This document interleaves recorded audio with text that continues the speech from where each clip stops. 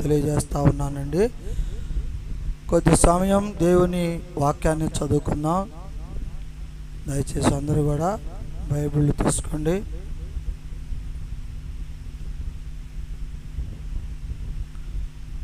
ఈరోజు వాక్యము ద్వితీయోపదేశ కాండము 32వ అధ్యాయము నుండి మనం చదువుకుందాం. హల్లెలూయా. వారు దేవత్వము లేని దెయ్యములకు తమోగుగని దేవతలకు క్రొత్తగా పుట్టిన దేవతలకు తమ పితరులకు భయపడని దేవతలకు బలి అర్పించిరి. నిన్ను పుట్టించిన ఆశ్రయదుర్గమును విసర్జించితివి. నిన్ను కనికిన దేవుణ్ణి మరిచితివి. యెహోవా దానిని చూచెదను, తన కుమారుల మీదను కుమార్తెల మీదకును క్రోధపెడెదను, వారిని ఆస్వాదించుకొనెను. హల్లెలూయా. చదవబడినటువంటి వాక్యాన్ని మీరు జాగ్రత్తగా గమనించినట్లయితే, ప్రేమన దేవుని బిడ్డలారా, అక్కడ కొన్ని విషయాలు దేవుడు మనతో తేటగా మాట్లాడుతూ ఉన్నాడు. మొదటి వాక్యం ఒకసారి చదువమ్మా. మొట్టమొదటి ఒకసారి చదువు. వారు దేవత్వము లేని దెయ్యములకు తమోహరుగనే దేవతలకు క్రొత్తగా పుట్టిన దేవతలకు తమ పితరుల భయపడని దేవతలకు బలి అర్పించిదిరి. చాలు. హల్లెలూయా. ఇప్పుడు వాక్యంలో మీకు ఒక మాట వినపడుతుంది. ఏమి వినపడుతుందమ్మా? దెయ్యములు అనే ఒక మాట వినపడుతుంది. తర్వాత దేవతలు అని కూడా వినపడుతుంది లేదా? అంటే అక్కడ వాళ్ళు ఏం చేస్తున్నారనంటే, ఆ కాలాలలో దయ్యములకు మొక్కుచున్నట్లుగా వాక్యం సెలవిస్తున్నాడు. దయ్యములు అంటే సాతాను యొక్క సేవకుడు అనుకోవచ్చు, అంతే కదండి. సాతానుకి అధిపతి ఎవరు? దెయ్యాలకు అధిపతి ఎవరు? సాతాను. అంటే సాతాను ఏదైతే ఈ లోకంలో చూపిస్తా ఉన్నాడో, ఆ సాతాను యొక్క విషయాలకు వాళ్ళు లోనవుతున్నట్లుగా నాకు అనిపిస్తూ ఉంది.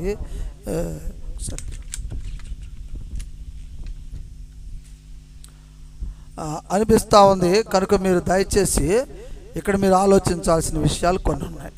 ఏంటంటే అవి సాతాను అనగా మీకు తెలియదు ఏముంది? ఈ లోకాన్ని, ఈ భూప్రపంచాన్ని జయించిన వాడెవరు చెప్పండి? ఈ భూమిని జయించింది ఎవరు? ఈ భూమి మీద అధికారం ఎవరిది? ఈ భూమి మీద అధికారం ఎవరిది అనుకున్నారు మీరు? సాతానుది. యేసుక్రీస్తు వారిది ఈ భూమి కాదు. అర్థమవుతుందమ్మా? ఈ భూమి దేవుడిది కాదు, ఇది సాతాను అధిపతి అయిన కేంద్రం అన్నమాట ఇది. కాబట్టి ఇక్కడ జరిగేటటువంటి ప్రతి కార్యము కూడా మీకు ఎలా జరుగుతూ ఉంటుంది? సాతాను యొక్క ఇష్టానుసారంగా జరుగుతుంది. అదే మీరు గమనించారా? మత్తయి సువార్త 4వ అధ్యాయంలో ఒకసారి చెప్పాను, సాతాను యేసుక్రీస్తు వారిని కూడా జయించాలని, ఈ లోకంలో తన ఇష్టం వచ్చినట్లుగా యేసుక్రీస్తు వారు కూడా ఉండాలని సాతాను యేసుక్రీస్తు వారిని అరణ్యంలోకి తీసుకెళ్తాడు. మత్తయి సువార్త 4వ అధ్యాయంలో రాయబడి ఉంటుంది. మీరు ఆనికాలు చదువుకోండి. విషయం చెప్తున్నా, ఇప్పుడు వినండి.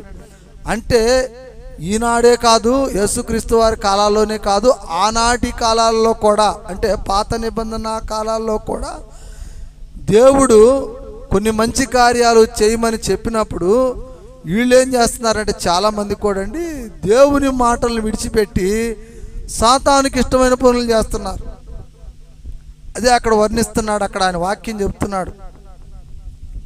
ఏమంటున్నాడంటే, మోషేతో దేవుడు మాట్లాడుతున్నాడు. మోషే, వీళ్ళు నాకు అర్థం కావట్లేదు, నన్ను ప్రార్థన చేయండి రా బాబు, నన్ను శరణ చొచ్చండి రా బాబు అని నేను చెబుతుంటే ఏందో చేస్తారు, ఏమేంటియో చేస్తారు. ఏంటి మోషే వీళ్ళు? అసలు ఏం చేస్తున్నారో వీళ్ళకి తెలుస్తుందా? మరి నేను వీళ్ళని ఎట్టా కాపాడాలి? గుర్తుపెట్టుకోండి ప్రియమైన దేవుని బిడ్డలారా, ఇవాళ వాక్యంలో ముఖ్య ఉద్దేశం ఏంటంటేనండి, డెవిల్స్ అంటే దెయ్యములు. ఇంకోటి ఏంటంటే మనం ఈవిల్ స్పిరిట్స్ అనగా దురాత్మలు అని అర్థం. హల్లెలూయా. ఈవిల్ స్పిరిట్స్ అంటే దురాత్మలు అని అర్థము. డెవిల్స్ అంటే దెయ్యములు. అంటే ప్రతి మానవుడి యొక్క హృదయము దేవునితో లింకప్ అయినటువంటిది. దేవునితో కలిసి ఉన్నటువంటి హృదయం ఎలాగుంటుంది, అలాగనే దురాత్మల చేత కలిసి ఉన్నటువంటి హృదయములు ఎలాగుంటవి అనేటటువంటి విషయాన్ని ఈరోజు మన వాక్యం ద్వారా తెలుసుకోబోతా ఉన్నాం. అందుకే ఈ వాక్యం ఈరోజు మనం స్టార్ట్ చేసాం. అయితే ప్రియమైన దేవుని బిడ్డలారా, ఇక్కడ మీరు గమనించాల్సిన విషయం ఏంటంటే మోషే దేవుని ఆత్మను పొందుకొని ఉన్నాడు ఇక్కడ. అవునండి, మోషే దేవుని ఆత్మను పొందుకొని దేవునితో మాట్లాడేటటువంటి శక్తిని కలిగి ఉన్నాడు మోషే. కానీ ఈ లోకపు ప్రజలు దేవుని ఆత్మను పొందుకోలేకపోతున్నారు. అందుకనే మోషే కొన్ని విషయాలు చెప్తా ఉంటే వాటిని కూడా వ్యతిరేకంగా చేస్తున్నారు. వాళ్ళు ఎట చేస్తున్నారు?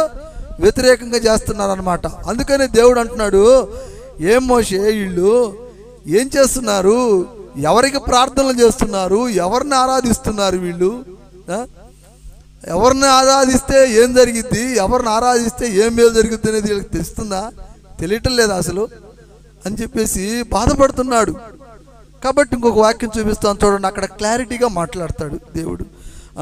చూడండి అమ్మా, 1వ సమూయేలుకు రాసిన పత్రిక 1వ సమూయేలుకు రాసిన దాంట్లో నుంచి 16వ అధ్యాయంలోకి వెళ్ళమ్మా. వెళ్ళావా? 14 నుంచి ఒక 2-3 వచనాలు చదివి ఆపు, తర్వాత నేను చెప్పుకుంటా పోదాం. హల్లెలూయా. 1వ సమూయేలు 16వ అధ్యాయము 14 నుంచి 17 వరకు చదువు. గుర్తుపెట్టుకో, నువ్వు ఎక్కడ దా చదివింది. నేను అడిగినప్పుడు మళ్ళీ కంటిన్యూ చదవాలి. యెహోవా ఆత్మశాలను విడిచిపోయి యెహోవా యొద్ద నుండి దురాత్మ యొక్కటి వచ్చి అతన్ని వెరిపించగా సాలు సేవకులు, దేవుని యొద్ద నుండి వచ్చిన దురాత్మ యొక్కటి నిన్ను విరపించి ఉన్నది. మా ఏలిన వాడెవైన నీవు, అజ్ఞాయుమును నీ దూసురులైన మేము సిద్ధముగా ఉన్నాము. స్థిరార సంస్కారముగా వాయింపగల యొక్కని విచారించుటకై మాకు సెలవిమ్ము. దేవుని యొద్ద నుండి దురాత్మ వచ్చి నిన్ను పట్టిన ఎడల అతడు స్థిరార చేపట్టుకొని వాయించు చేత నీవు బగుపడుదువని అతనిని కోరెదెను. హల్లెలూయా. అక్కడ వాక్యం ఏంటంటే సితారా అని చదువు. సితారా అంటే ఇప్పుడు చూసారా సితారా మీరు? ఫస్ట్ మన ప్రపంచంలో తయారు చేసింది ఏంటి చెప్పండి? మన ఇండియాలోనేమో హార్మోనియం మొట్టమొదటిగా వచ్చింది, తర్వాత సితారా కూడా వచ్చింది. సితారా అనేది ఏ దేశంలో తయారు చేసాడో నాకు తెలియదు, కానీ ఈ సితారా ఒకటి, ఈ హార్మోనియం ఒకటి, సందర్భం వచ్చింది కాబట్టి చెబుతున్నా. సితారా అంటే ఎట్లా ఉంటుంది అంటే, పాత సినిమాలు చూసినప్పుడు మీకు గమనిస్తారు, ఇట్లా పట్టుకొని ఆడవాళ్ళు వాయిస్తుంటారు కూర్చొని పాటలు పాడతారు. గమనించారా? దాన్ని సితారా అంటారు. ఇట్లా పట్టుకొని ఆడవాళ్ళు పాటలు పాడుతూ కొడతా ఉంటారు, దాన్ని సితారా అంటారు. అయితే ఈ సితారా ఎప్పటి కాలం నాటిది అనుకోవచ్చు మనం? ఆది కాండంలో సమూయేలు గ్రంథం కాలాల్లో కూడా సితారా ఉందని చెప్తున్నాడు. అంటే ఇక్కడ మీకు ఉద్దేశం ఏంటంటే, ఫస్ట్ మీకేం చెప్పాను, ఇజ్రాయేలీల ప్రజలు ఎవరిని ఆరాధిస్తున్నారో తెలియట్లేదు, దేవుడిని ఆరాధిస్తున్నారా, దేవతలను ఆరాధిస్తున్నారా, దెయ్యాలను ఆరాధిస్తున్నారా అనే పాయింట్ అవుట్ చేశాడు అక్కడ. తర్వాత ఇక్కడికి వచ్చేసరికి మీకేం చెప్తున్నాను, సౌలు అనేటటువంటి రాజు, వాక్యం చూస్తూ నాకెళ్ళి చూస్తుండండి, సౌలు అనేటటువంటి రాజు ఈ దేశ పరిపాలన జరుగుతున్నప్పుడు అతడు కూడా ఒక సందర్భంలో దురాత్మ చేత బంధించబడుతున్నాడు. హల్లెలూయా. ఏమండి, సర్వసాధారణ మనుషులకు దెయ్యాలు పడతాయి అంటే నమ్ముతాం, మరి రాజు ఏంటి? ఈ యొక్క దేశానికి రాజు కూడా దెయ్యాలు పడతాయా అంటే పడతాయి. గుర్తుపెట్టుకోండి ప్రియమైన దేవుని బిడ్డలారా, మానవ దేహం అంతా ఒకటేగా. మామూలు విశ్వాస అయితే ఏంటి, లేకపోతే ఉద్యోగస్తుడైతే ఏంటి, లేకపోతే రాజు అయితే ఏంటి, మొత్తం దేహమే కదా. మనం ఉండే స్థితిని బట్టి మనల్ని పిలుస్తారు. ఈడు పేదవాడు, ఈడు ధనికుడు, ఈడు రాజు అంటారు. అంతేనండి. కాబట్టి మానవ శరీరమే కాబట్టి రాజుకు కూడా దెయ్యం పట్టడంలో తప్పేం కాదుగా. పట్టిద్ది, ఒక్కో సందర్భంలో పట్టిద్ది. నిజం చెప్పాలంటే ఏ రాజుకైతే దెయ్యాలు పడుతుంటాయో, దురాత్మలు పడుతుంటాయో, వాళ్ళల్లో క్రూరత్వమైనటువంటి మనస్సు కలిగి ఉంటుందని వాక్యం చెప్తుంది. హల్లెలూయా. ఏమండి, ఎవరికైతే దురాత్మ చేత బంధించబడిన మనసు ఉంటుందో, అతడు మనిషి కావచ్చు, అంటే మామూలు పేదవాడు కావచ్చు, లేకపోతే ఒక ఉద్యోగస్తుడు కావచ్చు, ఒక అధికారి కావచ్చు, అది రాజు కావచ్చు, ఎవరైనా కావచ్చు అండి. ఎవరైనా సరే దురాత్మచే బంధించబడి ఉన్నటువంటి వాళ్ళందరూ కూడా ఏం చేస్తారనండి, వాళ్ళ హృదయాలు చాలా బాధగా ఉంటాయండి. అంటే వాడి పరిపాలన సరిగ్గా ఉండదు, ప్రజలను హింసించే రీతిగా ఉంటుంది రాజులైతే. అదే ఒక విశ్వాసి అనుకో, ఆడు ఎవరికి సహాయం చేయడు, ఎవరికంటే కనీసం ఇంట్లో బిడ్డలకు కూడా సహాయం చేయడు. సరే పక్కింటి వాళ్ళకి సహాయం చేద్దరు, వాళ్ళకి చేయడు అనుకో, ఇంట్లో భార్య బిడ్డలు ఎవడు కూడా పని చేయడు. అలాంటి హృదయం కలిగి, కఠినమైన హృదయం కలిగి ఉన్నారంటే అర్థం ఏంది, అతను ఏంటి డెవిల్ స్పిరిట్స్ అన్నమాట. అదే అర్థం, ఆ స్పిరిట్స్ తోటి ఉన్నారనమాట. దెయ్యములు కలిగినటువంటి ఆత్మలు, దురాత్మ ఆత్మలతోటి వాళ్ళు నింపబడి ఉన్నారు అని అర్థం. మనకి ఈవిల్ స్పిరిట్స్ అంటారండి. మీరు గమనించండి, మేమేం చెప్తుంటాం మీకు, అయ్యా మీ కుటుంబ సభ్యులతోటి మీరు స్నేహంగా ఉండాలి, మీ బంధుమిత్రులతోటి మీరు స్నేహంగా ఉండాలి.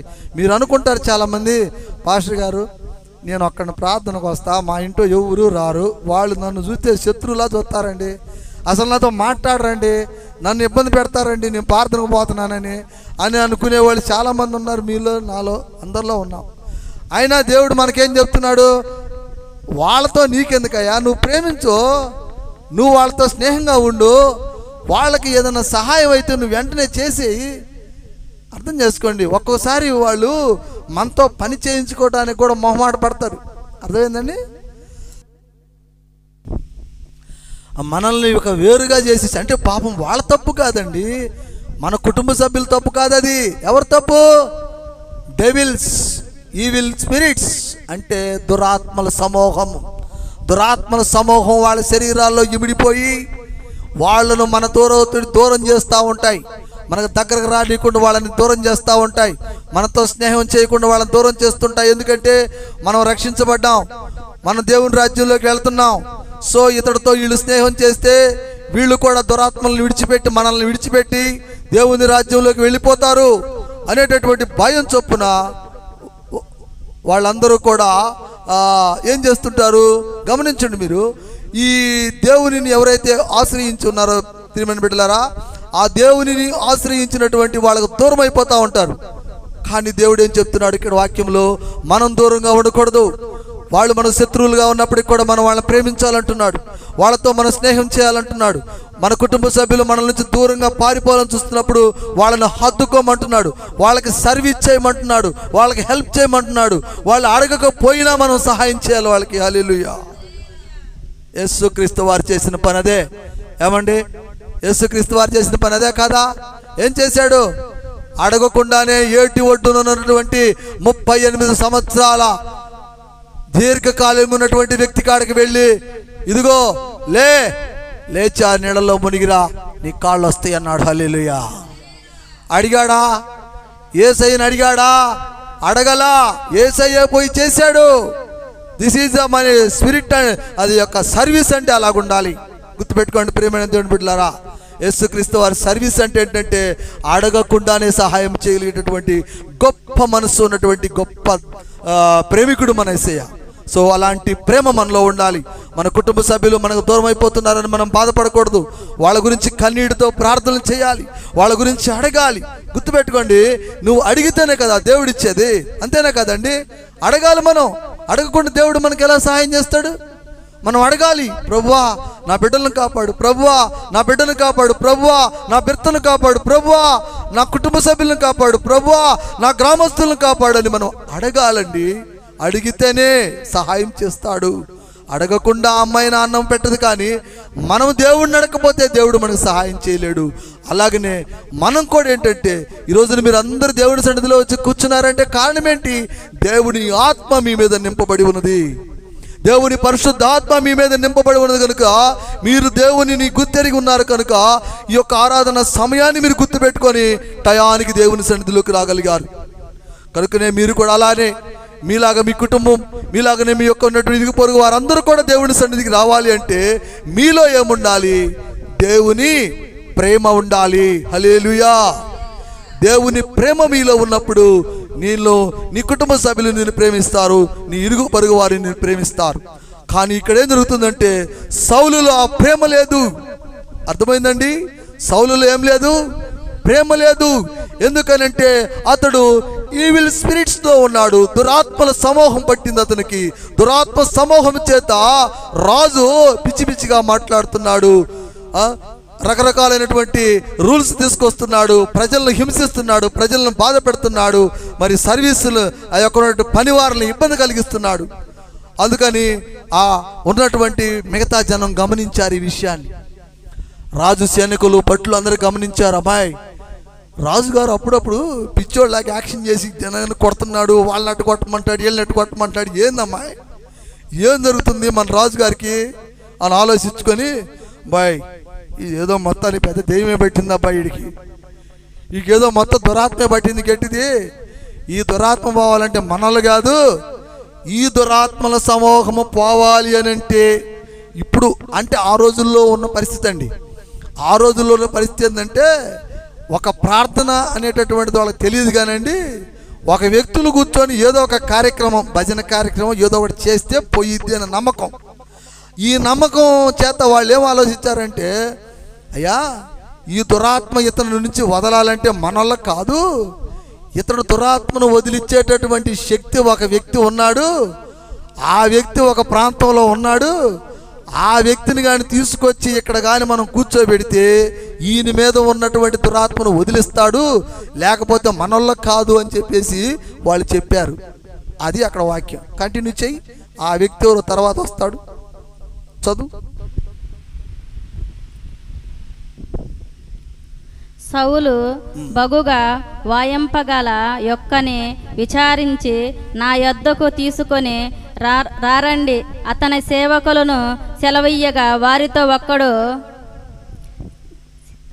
చిత్తగించుము, బెత్లెహేము యుడైన యెషేయు యొక్క కుమారులలో ఒకనిని చూచి తిని, అతడు సమాస్కారముగా వాయింపగలవాడు, అతడు బహు సురుడుగా యుద్ధశాసియు మాట నెరవేర్చియు రూపమిసియై ఉన్నాడు, మరియు యెహోవా వానిని తోడుగా ఉన్నాడనగా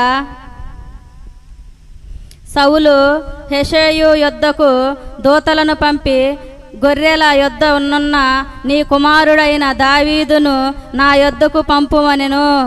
హల్లెలూయా. ఇప్పుడు చూడండి ఎవరిని తీసుకొచ్చారు ఈయన కాడికి? యెషయా కుమారుడైనటువంటి దావీదును పట్టుకొచ్చారు ఇక్కడికి. ఎక్కడికి తీసుకొచ్చారండి? దురాత్మచే బంధించబడిన సౌలు రాజు గారి కాడికి. ఈ దావీదు ఏం చేస్తాడో ఒక ఇంట్రడక్షన్ మీకు తెలుసు, ఆయన వాక్యంలో వచ్చింది కాబట్టి మాట్లాడాలి. దావీదు ఏం చేస్తాడు? గొర్రెలు కాసుకుంటాడు. ఎక్కడ కాసుకుంటాడు? అడవి ప్రాంతాల్లో తిరుగుతూ ఉంటాడు. గొర్రెలు కాసుకునే దావీదు రాజదండనంలో రాజాధికారాల్లో తొలతూగేటటువంటి సౌలుకి దెయ్యాన్ని వదిలించగలిగిన గొప్ప వ్యక్తిగా తీర్చిదిద్దబడ్డాడంటే దీనికి కారణం ఏంటి మీకు తెలుసా? తెలియదు. ఎందుకు తెలుసు అంటే మేము వాక్యం చెప్తానండి. ఏం జరిగిద్దానంటే ఈ దావీదుని దేవుడు ఎంచుకొని ఉన్నాడు, దావీదుని దేవుడు ఆశీర్వదించి ఉన్నాడు, దావీదుని దేవుడు అభిషేకం చేసి ఉన్నాడు. చప్పట్లు కొట్టిన సరి గట్టిగా అర్థమైంది మీకు? దావీదు అభిషేకం పొందాడండి. సాముయేలు వెళ్ళి ఈ సౌలుకి దెయ్యం పడుతుంది, వీడు పరిపాలన సరిగ్గా చేయలేడు, వీడి ప్లేసులో ఒకడిని పెట్టాలి, మనం ఏం చేయాలి ప్రభు అని సాముయేలు ఆయనకు ఉన్నటువంటి ప్రధాన యాజకుడు, సౌలు దగ్గర ఉన్నటువంటి ప్రధాన యాజకుడు అడుగుతాడు.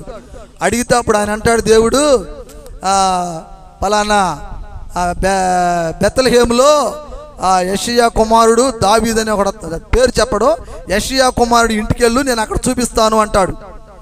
అప్పుడు ఏం చేస్తాడు, ఈ సమూయేలు గారు యెషయా వారి ఇంటికి వెళ్తే మళ్ళీ మామూలుగా వెళ్తే ఈ రాజు నన్ను తిడతాడేమోనని, అయ్యా వారి కుటుంబం నిమిత్తము బలి అర్పణ చేస్తే పశువుని నీకు పిచ్చిపోయిద్దంట, ఈ దయ్యం వదిలిద్దంట అని సౌలు చెబితే, సరే పో అర్జెంటుగా పోయి ఆ బెత్లెహేము పోయి వాళ్ళ కుటుంబం కోసం చేయవయ్యా, ప్రార్థన చేసి నన్ను రక్షించవయ్యా సమూయేలు అని చెప్పి సౌలు పంపిస్తాడు ఈయన్ని.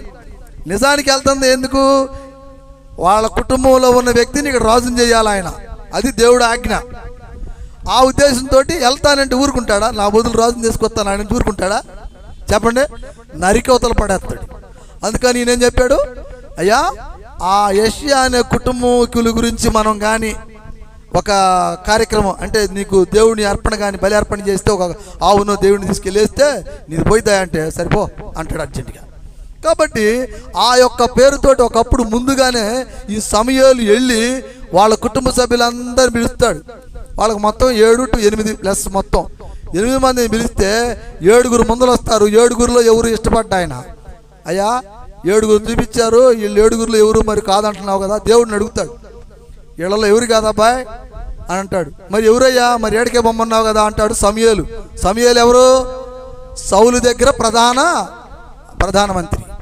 అప్పుడు అడిగినప్పుడు అంటాడు, నువ్వు యెషయాని అడుగు, నీ కొడుకులు వీళ్ళైనా ఇంకోళ్ళని ఉన్నారని అడుగు అని అంటాడు. అప్పుడు యెషయాని కదులుతాడు, యెషయా వీళ్ళైనా నీ కుమారు ఇంకెవరు ఉన్నారా అని అంటాడు. ఉన్నాడయ్యా వాడు, ఎవడాడు, గొర్రెలు కాస్తున్నాడు అడవిలో ఉన్నాడు, సరే వాడిని కూడా పెట్టరు సరే అంటాడు. హల్లెలూయా. అప్పుడు గొర్రెలు కాసుకునే దావీదుని పిలిపిస్తాడు యెషయా. చూడండి దేవుని బిడ్డలారా, అలా గొర్రెలు కాసుకున్న దావీదు ఎప్పుడైతే సమూయేలు ముందుకు వచ్చాడు, వెంటనే దేవుని ఆత్మ అంటుంది, అడుగు వాడే, లే పో వాడి మీద అభిషేకించు, తైలం పోయి వాడే నా కొడుకు అన్నాడు ఆయన. హల్లెలూయా. అర్జెంటుగా లేచి సమాంతంగా యెషయా వెళ్ళిపోయి అతనే యెషయా ఎప్పుడైతే ఈ యొక్క సమూయేలు ఎప్పుడైతే లేచాడో ఆటోమేటిక్గా దావీదు వచ్చేసి ఏం చేశాడంటే ఆయన కాళ్ళ మీద పడ్డాడు. ఎవరి కాళ్ళ మీద, సమూయేలు కాళ్ళ మీద పడిపోయి నమస్కరించాడు, గురుదేవులకు వందనాలు అయ్యా, వందనాలు అయ్యా అధికారి వారు అని. వెంటనే సమూయేలు ఏం చేశాడు, లే అని నిల్చోబెట్టి తన మీద దేవుడి అభిషేకించినటువంటి తైలాన్ని పోసి కొమ్మరించి అభిషేకించాడు. ఈ రోజు నుంచి నీవు దేవుని బిడ్డగా ప్రతిష్ఠించబడుతున్నావు, ఈ రాజ్య స్థాపన ఇదంతా కూడా ఈ దేశ యొక్క కృపలన్నీ కూడా నీ మీదే వర్ధిల్లును గాక అని చెప్పేసి ఆ దావీదుని దీవించి ఆశీర్వదించి వెళ్ళిపోయాడు ఆయన. హల్లెలూయా. వెళ్ళిపోయాడు, అంతకేం చేయాలి అక్కడ ఆయన. వీళ్ళందరూ ఆశ్చర్యపోయారు అన్నదమ్ములు, ఒరే వాడికి యుద్ధం రాదు. హల్లెలూయా. స్టోరీ బాగుందా, అద్భుతమైన స్టోరీ ఇది. దెయ్యములు ఎలా పడతాయి మనిషిలోకి, దెయ్యాలు ఎలా పోతాయి, దెయ్యాలు ఎవరిలో ఉన్నాయి, దురాత్మలు బట్టిన మనిషి ఎట్టుంటాడు, పరిశుద్ధాత్మ మనిషి ఎట్టుంటాడు అనేటువంటి మంచి సందేశాన్ని ఇచ్చేటటువంటి వాక్యం ఇది. ఒక్కసారి మీ హృదయాలను తెరవండి. ఎంతో కష్టపడి దేవుడు ఇస్తున్నటువంటి సందేశం ఇది, ఆషామాషా కాదు. చూడండి ఏం జరిగిందో ఇక్కడ. వాళ్ళందరూ ఆశ్చర్యపోయారు అన్నదమ్ములు. మీకు ఎందుకు చెబుతున్నాను దావీదు గురించి, గొర్రెలు కాసుకునే దావీదేంటి, రాజుకి దెయ్యాన్ని వదిలించడం ఏంటి అనే డౌట్ మీకు వచ్చుద్ది. ఈ డౌట్ని క్లారీ చేస్తున్నా ఇక్కడ, అర్థం చేసుకోండి. అంటే ఈ దావీదు అంతకు ముందే దేవుడి చేత అభిషేకించబడ్డాడనే విషయాన్ని తెలియపరుస్తున్నా. మీరు గమనించండి దేవుని బిడ్డలారా, ఈ అన్నదమ్ములు తండ్రి గారు ఆశ్చర్యపోయారు. ఇదేంది చిత్రంగా ఉంది, 7 కొడుకుల్ని యుద్ధశూరులుగా అనేక విద్యలు నేర్పించాను, ఎన్ని విద్యలు నేర్పాను, ఎంతో ప్రావీణ్యం నేర్పాను, 7 పనికి రాలేదు, ఈ గొర్రెలు కాసుకునేవాడు ఈడు పనికి వచ్చాడా ఈ సమూయేలుకి అని వాళ్ళు అపహసించారంట అక్కడ. హల్లెలూయా. దావీదుని అపహసించారంట. కానీ ప్రియమైన దేవుని బిడ్డలారా, మీరు గమనించాలి, ఇక్కడే మీరు వాక్యాన్ని తెలుసుకోవాల్సిన టర్నింగ్ పాయింట్ ఇక్కడే ఉంది. ఇక్కడ ఏం జరుగుతుందంటేనండి, దావీదు గొర్రెలు కాసేవాడే, అడవిలో ఉన్నాడే, వాడు దరిద్రుడే, చదువు లేనివాడే, కానీ అతడిలో దేవుని ప్రేమ ఉన్నది. హల్లెలూయా. అతనిలో ఏమున్నది, దేవుని ప్రేమ ఉన్నది, దేవుని మీద భయం ఉన్నది, దేవుని అంటే ప్రేమ ఉంది. ఇక మిగతా 7 ఏమి లేదు, దేవుడి మీద ప్రేమ లేదు, అన్నీ ఉన్నాయి. హల్లెలూయా. ఏందనుకున్నా, నేను కత్తి పట్టానంటే నా ముందర 1000 మంది కూడా దూసుకుపోవాల్సిందే, నేనంతా కత్తి విత్తాను. ఒక్కొక్క ఆయన, నేను బాణాల్లో ఈరుణ్ణి, నేను బాణం పడితే 1000 మందిని చంపితే ఒక్కసారి అంటాడు ఒక ఆయన. ఏమండి, నువ్వు కత్తి పట్టుకొని ఎంతమంది చదువుతావు, బాణం చంపుకొని ఎంతమంది చదువుతావు, ఎన్ని తర్వాత సంగతి. అసలు నీకు దేవుడు అంటే ప్రేమ ఉందా? దేవుడని ఆయన మనం సృష్టించాడనే ప్రేమ ఉందా? దేవుడి గురించి ఏమైనా ఒక కార్యం చేయాలన్న ప్రేమ ఉందా? దేవుడితో మనం ప్రార్థన చేయాలన్న ప్రేమ ఉందా? ఇవన్నీ వీళ్ళ అన్నదమ్ములు ఎవరిలో లేవు. వాళ్ళకున్నటువంటి స్టేటస్ను చూసి వాళ్ళు మిరిసి పడుతున్నారు. కానీ దావీదైతే, దేవా అయ్యా, పనికి మాలోడని మా నాన్న తీసుకొచ్చి గొర్రెల కాడేశాడు, కనీసం ఈ గొర్రెలను కూడా కాపాడలేకపోతే నా పోస్ట్ ఊటింగ్ అయిపోయింది ప్రభు అని ఎప్పుడు దేవుడు దండం పెట్టుకుంటాడు. ఎవరు? దావీదు. అప్పుడు ఎక్కడున్నాడు దేవుడు? విర్రవీగే వాళ్ళ హృదయాలలో ఉన్నాడా? ప్రేమ చూపించే వాళ్ళ హృదయాలలో ఉన్నాడా? ప్రేమ చూపిస్తున్నటువంటి గొర్రెల కాపరికాడు ఉన్నాడు. అప్పుడు దావీదుతో దేవుడు మాట్లాడి అద్భుతంగా గొర్రెలను కాపాడాడు. దావీదు గొర్రెలు కాసిన నాళ్ళు ఒక్క గొర్రె కూడా చచ్చిపోవాలా, ఒక్క గొర్రె కూడా హింసపడాలా. అంత అద్భుతంగా కాశాడు దావీదు. ఎందుకంటే అతడుకు దేవుడు తోడై ఉన్నాడు. హల్లెలూయా. ఈరోజు మీరు అదే గమనించాలి. ఇప్పుడు ఆ విషయం ఆ రాజ అధికారంలో ఉన్నటువంటి వాళ్ళు చెప్పారు, అయ్యా నీ మీద ఉన్న దెయ్యం పోవాలంటే, ఈ దురాత్మ పోవాలంటే ఆ దావీదు వాయించే సితారా దెబ్బకైతేనే పోయిద్దయ్యా, ఇవల్ల కాదని. మీరు అనుకోవచ్చు, ఇదేందబ్బా దావీదు గొర్రెలు కాస్త సితారా ఎట్లా వాయించాడంట. ఏమండి అనుకోవచ్చు మీరు. ఇప్పుడు నేనున్నాను, చిన్న మాట, నేను ఉద్యోగపరంగా ఏం చేస్తానండి, నా వృత్తిపరంగా నేనేం చేసుకుంటాను, టిక్కెట్లు కొడతా, ఏడో బస్సుల్లో ఉద్యోగం చేసి 10 మందికి సర్వీస్ చేస్తున్నా. మరి ఇంటికి వచ్చే నేను వాయిస్తానా లేదా? కానీ కొంతమందికి తెలుసు, కొంతమంది తెలియకపోవచ్చు. నేను దైవ సేవకుని కాబట్టి ఇక్కడ ఈయన పని చేయాలి కాబట్టి నేర్చుకొని వాయిస్తున్నా. అది లోకానికి తెలుసా అండి? తెలియకపోవచ్చు. అంతేనా కాదా? తెలియాల్సిన రూల్స్ ఏముంది? బస్సులో ఎక్కిన ప్రతి ఒక్కడికి ఈయన మాస్టర్ గారమ్మా, ఈయనంట కీబోర్డు ఎన్ని తెలుసా వాళ్ళకి? హల్లెలూయా. తెలీదు. అట్లానే దావీదు కూడా ఏం చేసేవాడంటేనండి, సితారా తీసుకొని ఖాళీ సమయాల్లో దేవుడి పాటలు, యమా పాటలు పాడుతాడంట. ఆయన పాటలు పాడించుకొని ఆయన వాయించుకుంటాడంట దేవుడి కాడ కూర్చొని. అంటే ఒక్కడే కూర్చొని వాయించుకుంటాడు. ఖాళీ సమయం, గొర్రెలు కాసుకున్నాడు, ఖాళీ సమయం వచ్చింది, కట్టేశాడు దొడ్లో, ఇక వాయించుకోవడం మొదలుపెట్టాడు సితారా తీసుకొని. అప్పట్లో అదేగా ఉంది, ఇప్పట్లో కీబోర్డు ఉన్నట్టు. ఇక వాయించుకుంటా, ఇక దేవుడితో పాటలు పాడుకుంటా, ఇక తన్మయం అయిపోతాడు ఆయన. అంత గొప్ప వాయిద్యగాడు అనమాట అతను. నేను అంత గొప్పవాడిని కాదండి, హల్లెలూయా. దావీదు అంత గొప్పవాడిని మాత్రం కాదు, ఎందుకంటే నాకు తక్కువ వాయిద్యం వచ్చు, సింపుల్గానే వాయించుకుంటాను నాకు చేసిన బాండీలో. ఆయన అంత గొప్పవాళ్ళం కాదు మనం, హల్లెలూయా. అందుకని వాళ్ళు ఏమన్నారంటే, ఆయన బట్రాబాయి నువ్వు పోయి వాడైతే కానీ ఈ దెయ్యం మొదలు అంటాడు, హల్లెలూయా. కాబట్టి వీళ్ళు ఏం చేశారు, పోయి మనోడిని పట్టుకొచ్చారు ఆడికి. ఇక చదువు తర్వాత వాక్యాలు ఏం చెప్పాడు ఆడ. జాగ్రత్తగా వినండి, కొద్దిగా ప్రశాంతంగా, నిద్రపోమాకండి. చూడండి, గుర్తుపెట్టుకోండి దేవుని బిడ్డలారా, దేవుడి సన్నిధిలో మీరు గడిపేటటువంటి ఈ సమయము చాలా విలువైనటువంటిది. This is a valuable time. మీరు బయటకు పోతే ఈ మాటలు వినలేరు. మీరు బయటకు పోతే దేవుని మాట మీకు వినపడదు. ఈ యొక్క కొద్ది సమయాన్ని మీరు దేవుడి వైపు చూడండి. మీ ఆలోచనలు, మీ సమస్యలు, మీకున్నటువంటి ప్రతిదీ కూడా దేవుడి మీద అప్పచెప్పండి. ప్రభువా, ఇదిగో నీ సన్నిధిలో కూర్చొని ఉన్నా, నాకున్న సమస్య నాకుంది, నాకున్న వేదన నాకుంది, వాటన్నిటిని తీర్చగలిగిన వాడివి నువ్వే అని దేవుడి మీద వదిలేసి ఒక్కసారి మైండ్ దేవుని వైపుకి తీసుకురండి. చదవమ్మా. అప్పుడు యెషయా ఒక గర్భమును మీద రొట్టెలను ద్రాక్షారసపు తిత్తిని మేకపిల్ల వేయించి తన కుమారుడైన దావీదు చేత సౌలు వద్దకు పంపెను. దావీదు సౌలు దగ్గరకు వచ్చి అతని యొద్దట నిలబడినగా అతని యందు సౌలకు బహు ఇష్టము పుట్టెను. అతడు సౌలు యూదలను మోయువాడెనని. అంతటా సౌలు దావీదు నా అనుగ్రహము పొందెను గనుక అతడు నా సముఖ్యమును సేవజేయుటకు ఒప్పుకొనెను. యెషయాకి వర్తమానము పంపెను. దేవుని యొద్ద నుండి దురాత్మ వచ్చి సౌలును పట్టి ఉన్న ఎడల దావీదు సితార చేత పట్టుకొని వాయింపగా దురాత్మ అతనిని విడిచిపోయెను. అతడు సేద తీరి బాగుగా ఉండెను. హల్లెలూయా. హల్లెలూయా. అర్థమవుతున్న వాక్యం. యెషయా కుమారుడైన దావీదుని తీసుకొచ్చుకొని సౌలు ఆ సితారా చేత, ఆయన ప్రార్థన చేత వాయించడం వలన, ఊరికే వాయించడండి, పాటలు పాడుతూ వాయిస్తారు ఎవరైనా, అంతేనా? ఇప్పుడు మనం కీబోర్డ్ పెట్టుకొని వారికి ఎట్ట కొడుతుంటే జనం ఆనందపడతారా? చెప్పండి. నేను పాట పాడుతా కొడితే బాబు బాగా పాడుతున్నాడు, బాగా వాయిస్తున్నాడు అంటారు, అంతేనా? ఊరికే మిమ్మల్ని ఎదురుగా నిలబెట్టేట్టు నొక్కుతూ ఉన్నాను అనుకేమనుకుంటారు, నేను పిచ్చాను బట్టింది వీడికి ఎట్టు నొక్కుతాను అంటారా లేదా? అట్లానే దావీదు కూడా చమత్కారంగా వాయిస్తాడు అని అంటమే కానీ ఆయన వాయింపులో కూడా మాధుర్యమైన గానంతో వాయిస్తాడు. హల్లెలూయా. చూడండి, కొంతమంది అంటారు పాటలు పాడుతుంటే సచ్చుపడ్డ నరాలు కూడా బయటకు వస్తాయి. కొంతమంది పాట పాడుతుంటారు, చాలా సినిమాల్లో ఓల్డ్ సినిమాల్లో పెట్టుంటాడు, అక్కడక్కడ పెడతాడు, వీటిని చక్కగా పెడతాడు.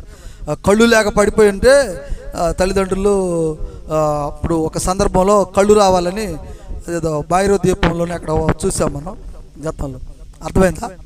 భైరవ దీపం పిక్చర్లో ఉంటుంది, కళ్ళు లేని మహారాజు గారు ఉన్నప్పుడు ఆయన అంటాడు, మీరు చక్కగా మీ వాయిద్యం మీరే వాయించాలా, మీరే పాడాలా, మీరే ఆలాపన చేయాలా, అప్పుడు మేము కరెక్ట్ చేస్తాను అంటాడు, అంతేనా?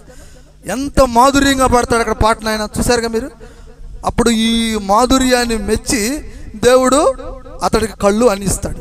అంటే ఇక్కడ అంత మాధుర్యంగా దావీదు వాయిస్తాడు, అక్కడ అంత మాధుర్యంగా దావీదు పాడతాడు. అంటే అర్థం ఏంటంటే సౌలు మీద ఉన్నటువంటి దురాత్మ శక్తిని ప్రాలదోలగలిగినంత శక్తిగా ఇతడు తన గాత్రం చేత, సితారా చేత వాయించగలుగుతున్నాడు అని అర్థం. హల్లెలూయా.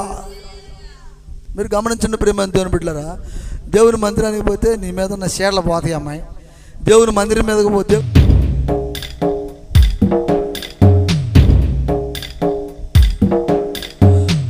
దూరమైతివా నా కన్న బిడ్డ, దూరమైతివా నా కన్న బిడ్డ, దూరమైతివా నా కన్న బిడ్డ, దూరమైతివా నా కన్న బిడ్డ.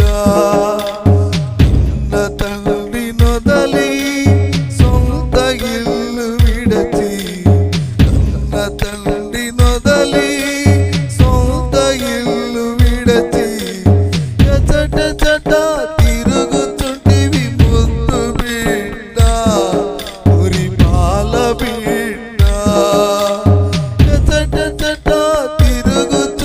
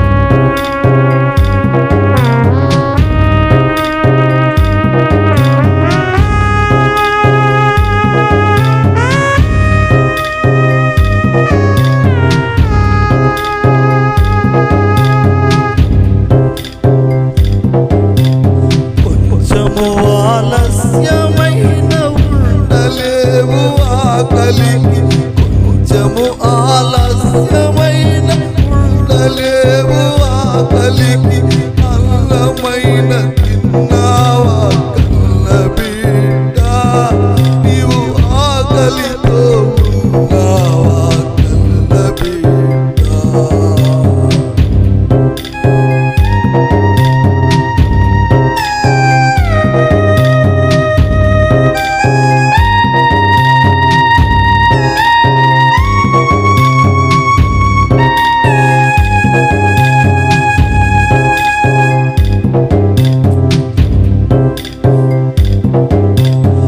ఆకలితో అలమటించి పస్తులతో బ్రతుకుచుండి ఆకలితో అలమటించి పస్తులతో బ్రతుకుచుండి మందులు తిను పొట్టుకై కళ్ళ తండ్రి నే పనివానిగా మారి తిని కళ్ళ తండ్రి మందులు తిను పొట్టుకై కళ్ళ తండ్రి నే పనివానిగా మారి తిని కళ్ళ తండ్రి అది కూడా కరువయ్యే కళ్ళ తండ్రి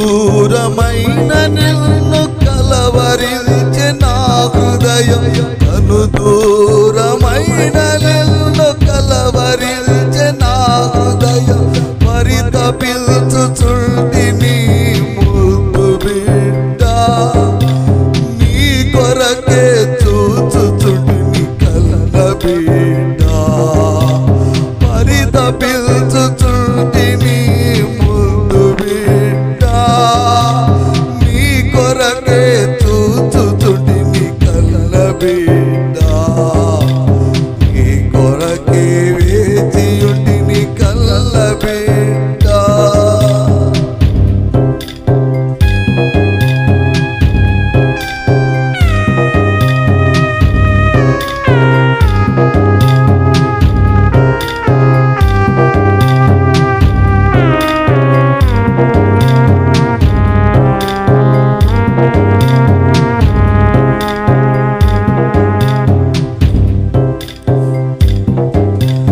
నీవు తప్ప నాకు దిక్కెవరు లేరు నీవు తప్ప నాకు దిక్కెవరు లేరు తప్పు నాకు తెలిసింది కళ్ళ తండ్రి నా తప్పు దిద్దుకుంటాను కళ్ళ తండ్రి తప్పు నాకు తెలిసింది కళ్ళ తండ్రి నా తప్పు దిద్దుకుంటాను కళ్ళ తండ్రి నీ పనివారిగా ఉంటాను కళ్ళ తండ్రి దూరమైతివా నా కళ్ళ బిడ్డ దూరమైతివా నా కళ్ళ బిడ్డ కన్న తండ్రి నొదలి స్వంత ఇల్లు విడచి కన్న తండ్రి నొదలి స్వంత ఇల్లు విడచి ఎచట చట తిరుగుచుంటివి ముందు బిడ్డ ఉరి పాల బిడ్డ దూరమైతివా నా కళ్ళ బిడ్డ దూరమైతివా నా కళ్ళ బిడ్డ దేవుడి మందిరానికి పోతే నీకున్న బాధలు పోతాయి అమ్మాయి, దేవుడి మందిరానికి పోతే నీ మీద ఉన్న దురాత్మ పోయిద్ది అమ్మాయి అంటారు కదండి, చాలామంది అనుకుంటాం కదండి. ఎలా పోతాయి? ఊరికే వచ్చి కూర్చుంటే పోవండి. దేవుడు చెప్పేటటువంటి మాటలు ఆలకించాలి. ఇంకోటి మీరు గమనించాలి. ఏం గమనించాలి? దేవుని మందిరంలో మొట్టమొదటిగా ఏం జరుగుతుంటుంది? పాటలు పాడుతుంటారు. అంతేనా? స్టార్టింగ్ ఏం చేస్తారు? పాటలు పాడుతుంటారు. ఈ పాటలు పాడేటప్పుడు కూడా నేను మీకు అదే చెప్తా ఉంది ఈ రోజు నుంచి. పాటలు పాడేటటువంటి పాట వ్యక్తి ఎలా ఉండాలంటే దావీదు లెక్క పాడాలి. ఎట్లా పాడాలి? దావీదు లెక్క పాడాలి. పాట తీసుకొని పాట పాడుతుంటే ఏమండి పదాలు ఎలాగున్నాయి అంటే, పదాలు అంటే ఒక్కొక్క అక్షరం పదము ఏ అర్థాన్ని ఇస్తుంది? ఆ అర్థము ఒక వార్నింగ్ లాగుందా, ప్రేమగా ఉందా, లేకపోతే దీనంగా ఉందా, ఎట్లుంది ఈ పదం? ఆ పదాన్ని మనం ఎలా అనాలి అనేటటువంటి ఒక ఆలోచన కలిగి భావ వ్యక్తులను తీసుకొని వచ్చి పాడగలగాలి. ఆ పాడేటటువంటి ఆ పాటల యొక్క సమూహానికి ఆ నూతనంగా దురాత్మ బట్టి వచ్చి కూర్చున్నాడే వ్యక్తి, అతడి హృదయము ప్రశాంతమైపోతూ ఉంటుంది. హల్లెలూయా. ఎన్నడూ లేనటువంటి స్థానంలోకి అతను వచ్చి కూర్చున్నట్లుగా ఉంటుంది. ఎప్పుడు ఎరగనటువంటి సందేశాన్ని అతను వింటున్నట్టుగా ఉంటుంది. ఇప్పటికి అన్నడూ నేను వెళ్ళలేనటువంటి ప్రాంతంలోకి నేను వచ్చినట్టుగా ఉంటుంది. చాలా ఆహ్లాదకరముగా, ఆనందంగా ఒక్కొక్కరు పాడే పాట, ఒక్కొక్కరు పాడే సంగీత వినాదాలతోటి అతని హృదయం పులకించి తన్మయమైపోతూ ఉంటుంది. ఈ ప్రదేశంలో తనకున్న బాధను, తనకున్న వేదనను, శోధన మొత్తం కూడా మర్చిపోతూ ఉంటాడు. దాని చేత అతను మారు మనసు పొందుతాడు. దాని చేత అతని మీద ఉన్నటువంటి దురాత్మ విడిచిపోతుంది. తన మీద ఉన్నటువంటి ఆ బలహీనత చనిపోతుంది. అలాంటి శక్తి కలిగినటువంటిది దేవుని మందిరము. హల్లెలూయా. ఏం శక్తి కలిగిందమ్మా? అంత శక్తి కలిగినటువంటి దేవుడి మందిరం. నేను అనుకుంటాను ఒక సందర్భంలో, మీకు తెలుసో తెలీదు, ఇయ్యాలి కాదులేండి, ఈరోజు కూడా అదే స్థితిలో ఉన్నాను. ప్రభువా నేను వెళ్తానా, రేపు నీ సందేశం ఇవ్వగలుగుతానా, నేను మెసేజ్ ఇస్తానా, 3 దినాల నుంచి ఇలా ఉన్నానంటే, కానీ భయపడకు అంటుంది హృదయం.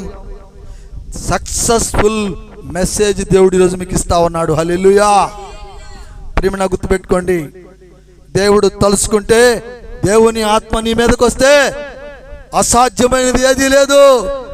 అన్ని సాధ్యాలే నీకు. అది గుర్తుపెట్టుకో. హల్లెలూయా. ఏం జరుగుతుంది ఇక్కడ? దేవుడు దావీదుకు తోడై ఉండి ఆ సితారా వాయించినప్పుడు అతని మీద దురాత్మ వెళ్ళిపోతుంది. ఈరోజున మీరు కూడా గమనించండి. దేవుని మందిరంలోకి ఒక వ్యక్తిని మనం తీసుకొచ్చినప్పుడు ఆ వ్యక్తి ఎలా ఉండాలంటే, మీరు చేసేటటువంటి ఆ కార్తనాదాలు, ఆ గీతాలు, ఆ యొక్క విధానాలకి తన హృదయం పులకించాలి, తన హృదయం తన్మయమవ్వాలి. అందుకే నేను ప్రాధేయపడుతున్నా, లైవ్లో పాడండి, మ్యూజిక్స్లో పాడండి, చక్కగా పాడండి, పెర్ఫార్మెన్స్ చేయండి.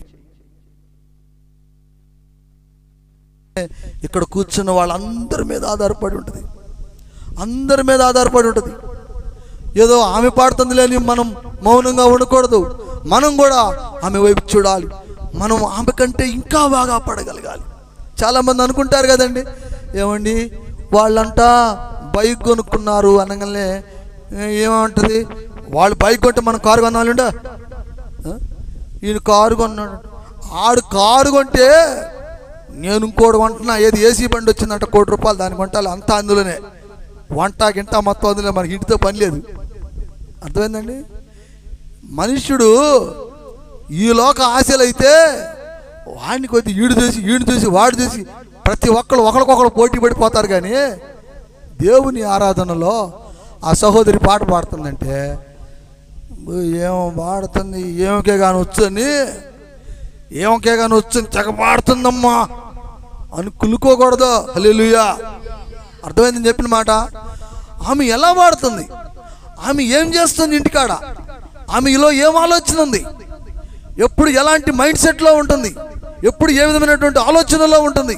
గుర్తుపెట్టుకోండి ప్రియమైన దేవుని బిడ్డలారా, దేవుని ఆత్మ పొందినటువంటి వ్యక్తి కుటుంబ సభ్యులే కావచ్చు, ఇతర వాళ్ళే కావచ్చు, గ్రామస్తులే కావచ్చు, లేకపోతే ప్రపంచ దేశ జనాభాలు ఎవరైనా సరే వాళ్ళు దూషించరు. వాళ్ళ హృదయమునందు ప్రతి ఒక్కరిని సహోదరులా భావిస్తూ ఉంటారు. వారు మందిరంలోనే కాదు, ఇంటికాడ కూడా చాలా నిర్మలంగా ఉంటారు, మౌనంగా ఉంటారు, అనవసరమైన మాటలు మాట్లాడరు, అవసరమైతేనే మాట్లాడతారు, అనవసరమైన ప్రసంగాలు చేయరు, అనవసరమైనటువంటి విషయాలు వినరు, వ్యర్థమైన మాటలు మాట్లాడరు. అలాంటి వ్యక్తులతోటి దేవుడు అనుసంధానం అవుతాడు. హల్లెలూయా. వాళ్ళ అనుసంధానమైన వ్యక్తి అద్భుతంగా పాడగలుగుతాడు. ఆ అనుసంధాన వ్యక్తి పరిశుద్ధాత్మ శక్తితోటి ఏదైనా చేయగలుగుతాడు.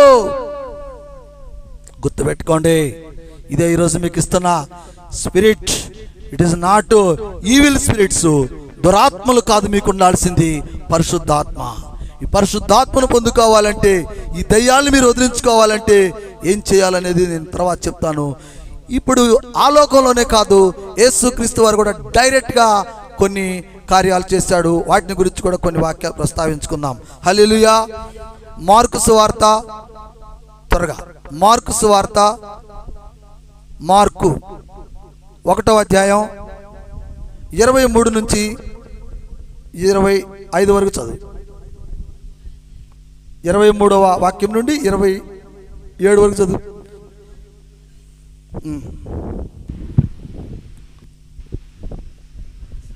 ఆ సమయమున వారి సమాజ మందిరములో అపవిత్ర పట్టిన మనుషుడు ఒక్కడుండెను. వాడు నజరేయుడుగా యేసు మనతో నీకేమి మమ్ము నశింపజేయుటకు వచ్చితివా? నీవెవడో నాకు తెలియను, నీవు దేవుని పరిశుద్ధుడువు అని కేకలు వేసెను. అందుకు యేసు ఊరకుండుము, వానిని విడిచి పొమ్మని దానిని గద్దింపగా ఆ పవిత్రత వారిని విలవిలలాడించి పెద్ద కేక వేసి వాణ్ణి విడిచిపోయెను. హల్లెలూయా. హల్లెలూయా. వాక్యం అర్థమైందా అమ్మా? ఏంటో దేవుడు యేసుక్రీస్తు వారు ఒక మందిరంలోకి వెళ్ళి వర్తమానాన్ని అందించాలనుకున్నాడు. హల్లెలూయా. యేసుక్రీస్తు వారు ఒక మందిరంలోకి వెళ్ళి వర్తమానాన్ని అందించాలనుకున్నాడు.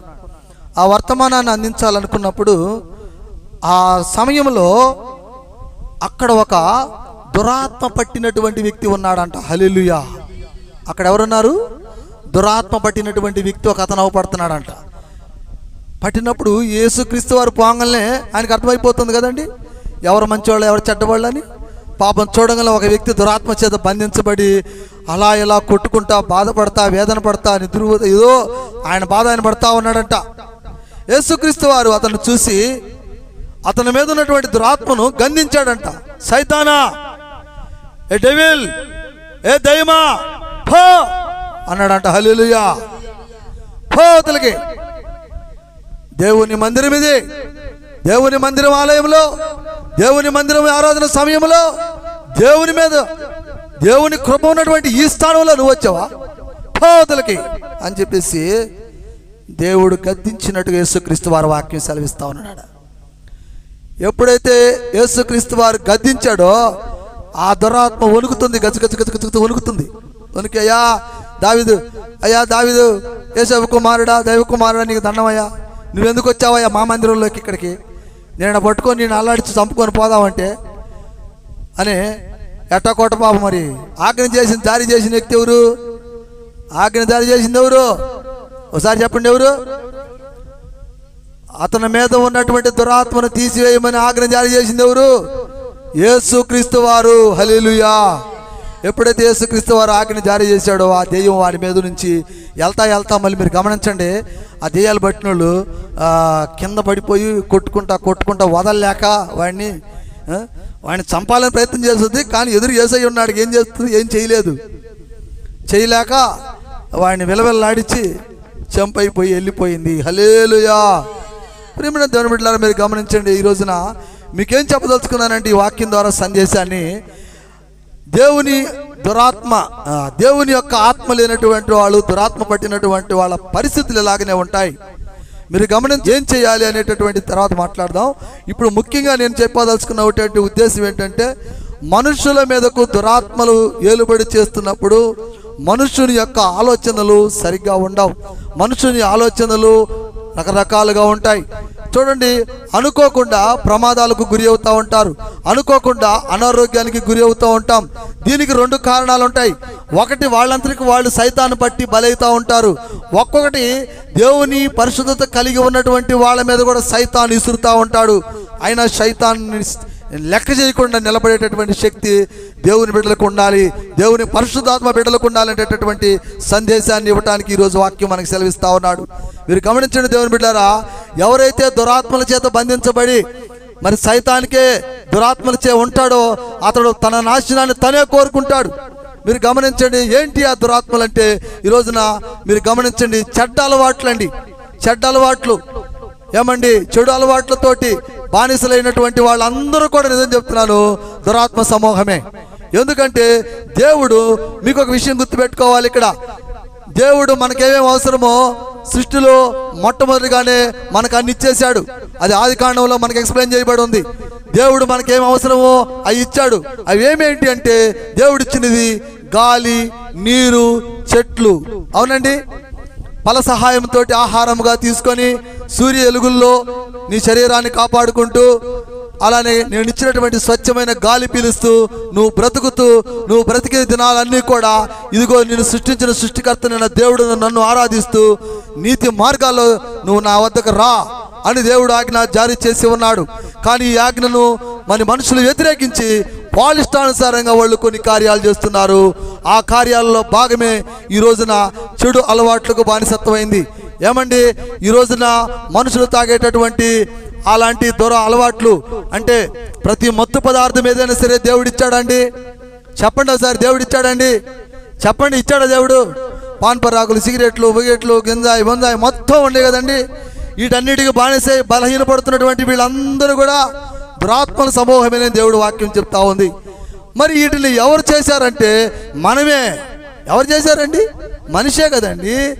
సృష్టిస్తున్న మనిషి వీటిని, దేవుడు కాదండి. దేవుడు సృష్టించిన వాటిని మనిషి తింటే ఏం కాదండి, దేవుడిచ్చిన మనిషి తింటే ఏం కాదండి.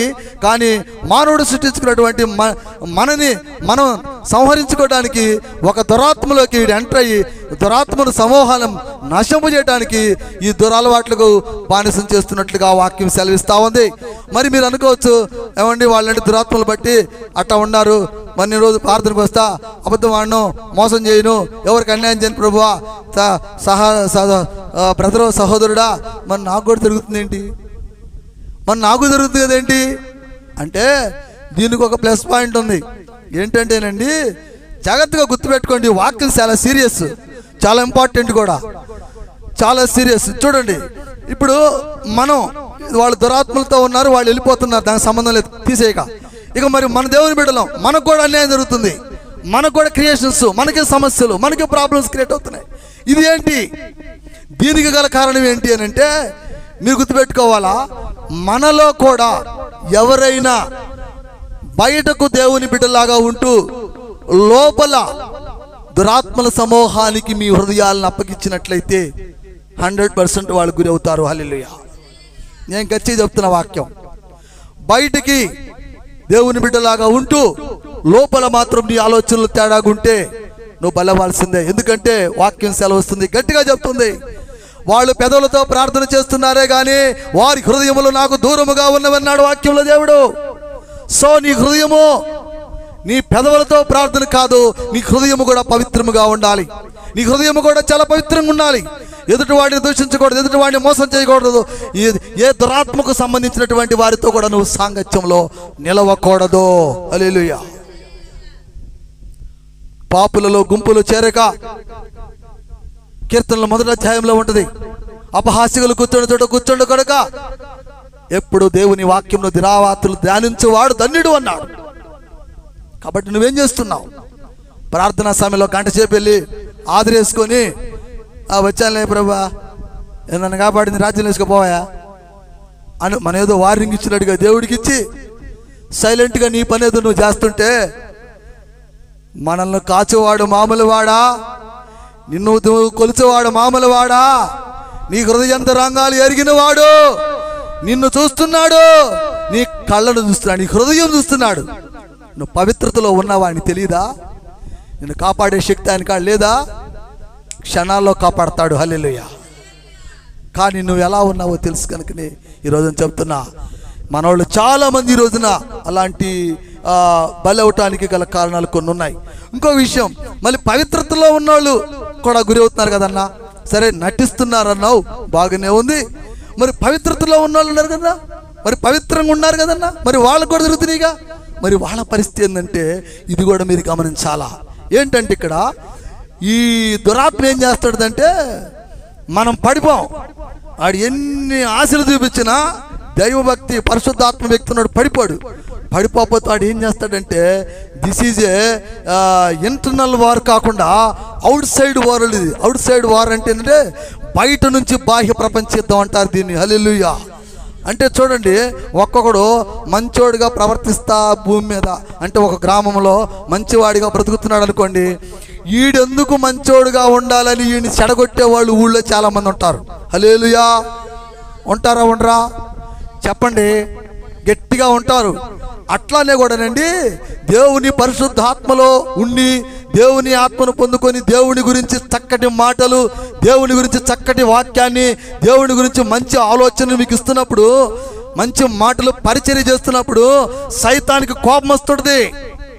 ఈ రకంగా మంచి మాటలు, ఈ రకంగా మంచి వాక్యాన్ని ఎక్స్ప్లెయిన్ చేసి వీళ్ళల్లో ఉన్నటువంటి నా దురాత్మ శక్తిని విడిపించేసి వీళ్ళందరినీ దేవుని వైపు మలుపుతాడేమో, వీళ్ళందరూ నన్ను విడిచిపెట్టి వెళ్ళిపోతారేమో అని ఆ దురాత్మ ఏం చేసిందంటే ఇంటర్నల్, అంటే మనలో లోపల నుంచి మనల్ని శక్తి సాల్ట్లా మనలోకి ప్రవేశించడానికి వాడికి దమ్ము సాల్ట్లా.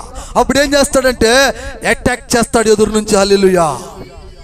ఎదురు నుంచి అటాక్ చేస్తాడు అంటే ఎదుటి వ్యక్తుల్లోకి వెళ్తాడు. ఎదుటి వ్యక్తుల్లోకి వెళ్ళి మనం ఏం చేయకపోయినా మన మీదకి ఒక విధానాన్ని తీసుకొస్తాడు. మనం చేసేటటువంటి విషయాల గురించి చెడుగా ఎక్స్ప్లెయిన్ చేస్తాడు. గుర్తుపెట్టుకోండి, మనం మంచి చెబుతున్నా దాన్ని చెడ్డగా చెప్తాడు. మనం మంచి ఆలోచనలు చెప్తున్నా దాన్ని చెడు ఆలోచనలుగా చెప్తాడు. మనం మంచి బోధిస్తున్నా అది చెడ్డవి అంటాడు. రకరకాలుగా చెప్పేసి ఎదుటి వ్యక్తులలో నుండి మన మీదకు దురాత్మ శక్తుల సమూహాన్ని తీసుకొచ్చి మన మీదకి అటాక్ చేస్తాడు. అప్పుడు మనం ఏం చేయాలో తెలుసా? భయపడకూడదు. హల్లెలూయా. భయపడకూడదు, ధైర్యంగా నిలబడాలి. ప్రభువా నీవు నాకు తోడు ఉంటే, నువ్వు నాకు తోడుంటే నాకు భయమే లేదు, నాకు భయమే లేదు. చావైతే లాభమే, బ్రతుకుంటే నీ సందేశాన్ని వివరించడమే నా గమ్యం, నా లక్ష్యం అని ధైర్యంగా నిలబడతాడు. గుర్తుపెట్టుకోండి, మీకు 3 విషయాలు చెప్పా ఇప్పుడు. మొట్టమొదటిది దయ్యములు, దురాత్మలు, ఈవిల్ స్పిరిట్స్ ఎవరిలో ఉంటాయి, ఎవరిలో ఉండవు. ఒకవేళ ప్రార్థన చేసుకునే వాళ్ళల్లో కూడా కొంతమందిలో ఎందుకుంటున్నాయి, దానికి కారణం చెప్పా. మరి ప్రార్థన చేస్తూ పరిశుద్ధతలో ఉన్న వాళ్ళ మీద కూడా పరిస్థితులు తీవ్రంగా ఉంటున్నాయి. ఏం చేస్తున్నాడంటే దూరం ఉండి సైతాన్ని అటాక్ చేస్తున్నాడు. ఆ విషయాల్ని మనకు వాక్యం ద్వారా మాట్లాడుతూ ఉన్నాడు. కాబట్టి 3 విషయాల్లో ఉన్నాయి. మనం ఎంత జాగ్రత్తగా ఉండాలంటే చాలా జాగ్రత్తగా ఉండాలా. మీకు అందరికీ అదే చెప్తున్నా, చాలా జాగ్రత్తగా ఉండాలా. మనం ఏదో దేవుడిని నమ్ముకున్నా, విశ్వాసంగా ఉన్నాం అనుకోవడం కాదు. మన చుట్టూ దేవుని ఆత్మ వలయం ఉండాలా. మనం చేసే ప్రతి పనిలో సత్యం ఉండాలా. మనం చేసే ప్రతి మాటలో న్యాయం ఉండాలా. మనం చేసే ప్రతి పనిలో దేవునికి ఇష్టంగా ఉండాలా. అలాంటి కార్యాలు చేసినప్పుడే దేవుడు తన రాజ్యానికి మనం చేర్చుకుంటాడు. లేకపోతే మనం కూడా ఈవిల్ స్పిరిట్స్, దురాత్మల సమూహాలతోటి మనం కూడా కలిసిపోయి రేపొద్దున మనందరం కూడా మరి దేవుని రాజ్యానికి బదులుగా నిత్య నరకంలోకి వెళ్లాల్సిన సమయం వస్తుంది. కాబట్టి ఎవరెవరి మీద దేవుని ఆత్మ ఉండదో, ఎవరి మీద దురాత్మలు ఉంటాయో, దురాత్మ వచ్చినప్పుడు ఇంకొక చిన్న మాట కూడా చెప్తున్నా. దురాత్మ అంట ఒక్కొక్కసారి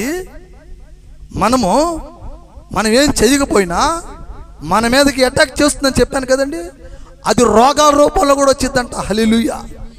ఎలాగో చెప్పమంటారా? నేను చాలా జాగ్రత్తగా ఉంటాను పాస్టర్ గారు, అసలు నేను ఏమి తినను, చాలా శాకాహారిని, మాంసాహారిని కూడా కాదు, అసలు కనీసం కూల్ డ్రింక్ కూడా తాగను, మరి నాకెందుకు వచ్చింది ఈ రోగం అని అంటే వాడు ఏం చేస్తాడంటే 3 రకాలు చెప్తా నీకు, అయిపోవచ్చింది 3 రకాలు చెప్తా. ఇలాంటి వాటికి ఫస్ట్ ఏం చేస్తాడంటే వాతావరణాన్ని చేంజ్ చేస్తాడు. హల్లెలూయా.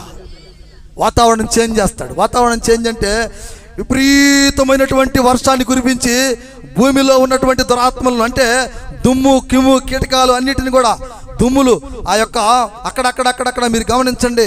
మనం చేసేటటువంటి తప్పుడు కార్యాలు అంటే మనోళ్ళు చాలామంది రకరకాల వాటిని చంపి ఒకేసారి పడేసి గుట్టలేసి వాటిని ఒకసారి కొల్లబెడతా ఉంటారు. పెట్టండి, ఏదో తీసుకెళ్ళి ఆ ఊరు అవతలాడో బారేసాము ఆ గుంటల్లో మనకేంది లేని మీరు అనుకుంటారు.